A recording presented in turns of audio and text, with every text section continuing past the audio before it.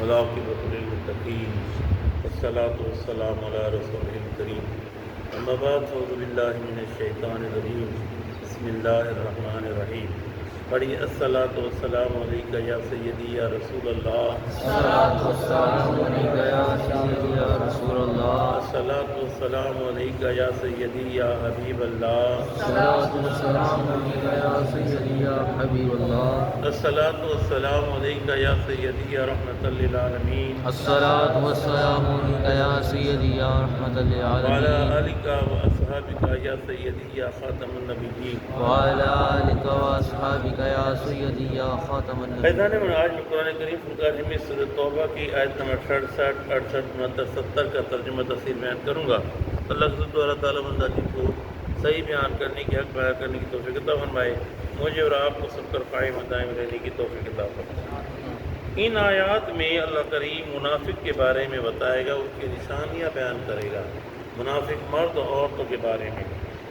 اللہ ارشاد فرماتا المنافقون والمنافقات بعضهم من بعض،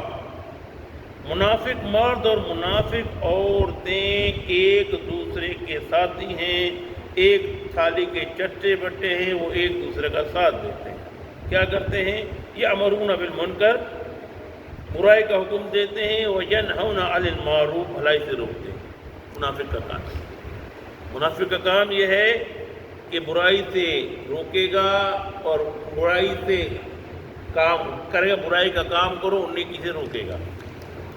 آگے ارشاد فرمایا وَيَقْبِضُونَ أَيْدِيَهُمْ،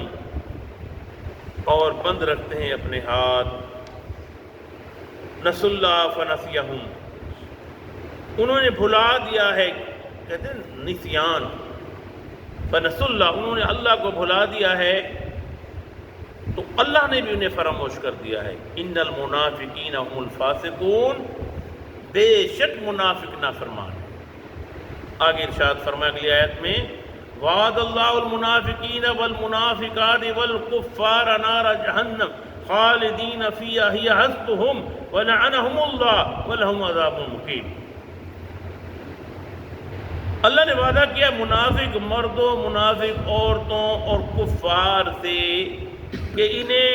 دوزخ کی آگ میں ڈالے گا، وہ ہمیشہ اس میں رہیں گے، دوزخ کی آگ میں ڈالے گا، اس میں رہیں گے، یہی ہے ان کا انجام۔ وَلَعَنَهُمُ اللَّهُ، اور اللہ نے ان پر لعنت کی ہے، وَلَهُمْ عَذَابٌ مُقِيمٌ، یہ ان کا دائمی ٹھکانہ ہے جہنم۔ آگے ارشاد فرمایا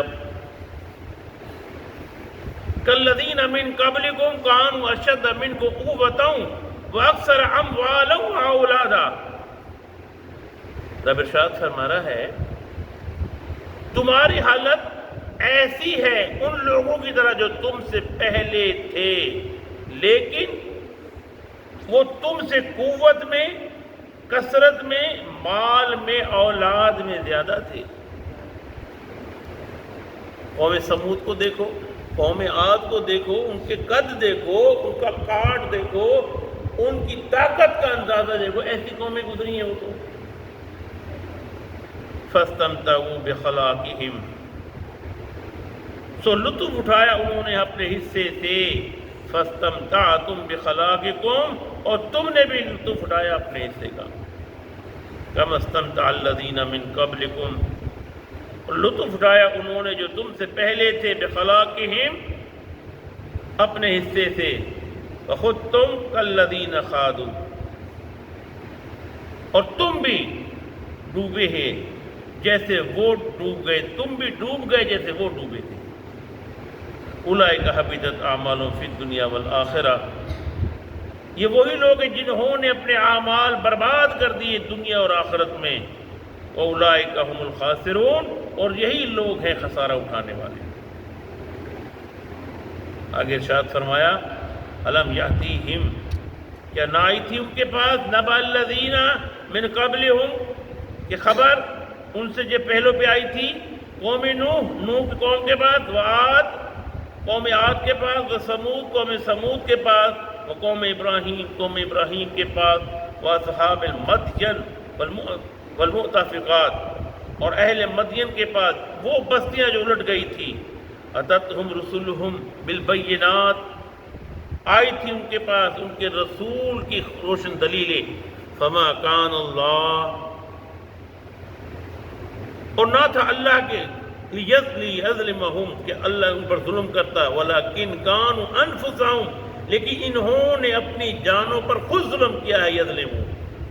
اللہ کسی پر ظلم نہیں کرتا۔ اگر قوم سمود ختم ہوئی اپنے کرنے سے، قوم عاد ختم ہوئی اپنے کرنے سے، منافقوں کو خطاب کیا، اے منافقو تم تو کچھ بھی نہیں ہو، تم سے پہلے قومیں تھی وہ ختم ہو گئی، جیسا انہوں نے کیا، جو بویا انہوں نے کاٹا، اور جو تم کرو گے وہی کاٹو گے۔ اللہ عمل کرنے کی توفیق عطا فرمائے۔ وما علینا الا البلاغ۔